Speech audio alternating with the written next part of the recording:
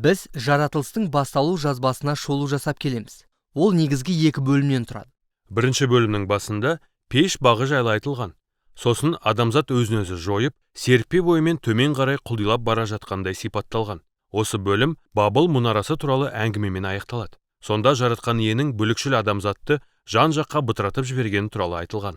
Ал жазбаның 2 бөлімінде бір ғана әулетке назар аударылған. Сол 2 бөлімнің дәл ортасындағы әңгіме оларды өзара байланыстырады. Ол бүкіл жазбаның басты хабарын түсінуге көмектеседі. Сонымен Бабыл мұнарасы туралы оқиғаның жазбаның ортасындағы әңгімемен қандай байланысы бар? Жазбада адамдар Бабылдан бытырап кеткеннен кейін бір рудың шежіресі берілген. Ол Ыбырам есімді ер адамға дейін жалғасқан. Оның Ыбырайым деген кейінгі атын білетін боларсың. Жаратқан ие Ыбырайымға бірнеше уәде берді. Мысалы, ол Ыбырайымды жарылқап, оған көп ұрпақ сыйламақ. Жаратқан ие Ыбырайымға тағы былай деді: сен және сенің әулетің арқылы жер бетіндегі бар ұлттар жарылқанады. Осылайша жаратқан ие адамзатты пеш бағындағы шынайы игілікке және өзінің әлемге деген бастапқы ниетіне қайтаруға ұмтылуда. Демек, бұл оның адамзатқа арнаған құтқару жоспары. Сондықтан жаратылыстың басталу жазбасының 2 жартысында осы әулет жайлы айтылады. Мұнда Ыбырайым, одан кейін оның Ысқақ деген ұлы, соның Жақып есімді ұлы және кейінірек Жақыптың 12 ұлы туралы сипатталған. Құдай әр буынға оларды және олар арқылы бар ұлттарды жарылқайтыны туралы уәдесін жаңартты. Сонымен жаратқан ие сол әулетті адамзатты құтқару үшін пайдалануға уәде бергендіктен, оқырмандар бұл әңгімелерді қалайша жақсы адам болудың үлгілері ретінде түсінуі әбден мүмкін. Бірақ шын мәнінде бұл әулеттегі қарым-қатынастар мүлде бұзылған болатын. Мысалы, тағы да Ыбырайымға назар аударайық. Ол туралы баяндаманың негізі Құдайдың оған және оның әйелі Сараға ұл сыйлайтыны жайлы. Дегенмен, Ыбырайым тіпті Сараның өзінің әйел екенін 2 рет жоққа шығарып, оны басқа еркектерге беріп жіберді. Ал Сара қашан ұл сүйемін деп шыдамсызданды. Сөйтіп Ыбырайымға өзінің күңін қосты. Бірақ оның бұл ісі сол әулетте басқа мәселелердің туынына себепші болды. Уақыт өте ерлі-зайыпты олар әбден қартайды.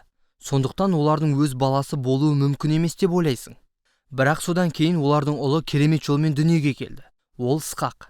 Ысқақтан 2 ұл туды, Есау мен Жақып. Сөйтіп бәрі жақсы болып жатқандай көрінді. Бірақ Ысқақтың кенже ұлы Жақып ағасы Исауға тиісті тұңғыштық жол мен батаға иеленгісі келді. Сондықтан Жақып көзі көрмей қалған қарт әкесі Ысқақтан батасын айламен алудың амалын ойлады. Мұндай істі кім істейді?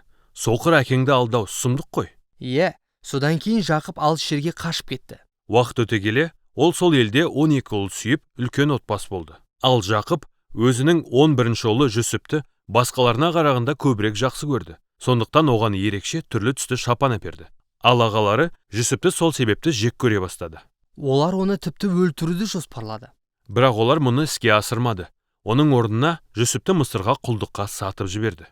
Сөйтіп Жүсіп Мысырда жүргенде шытырман оқиғалар тізбегі арқылы түрмеге қамалған тұтқыннан ірі патшалықтың бас уәзіріне дейін көтерілді.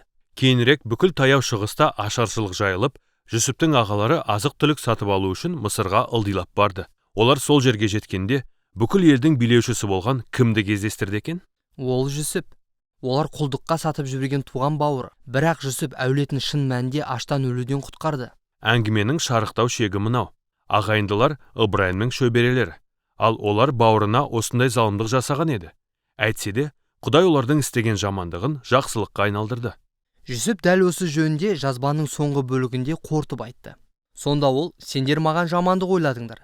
Бірақ Құдай мұның бәрін жақсылыққа соқсын деп, көп адамды аштан өлуден аман сақтап қалуға ниет етті, деді.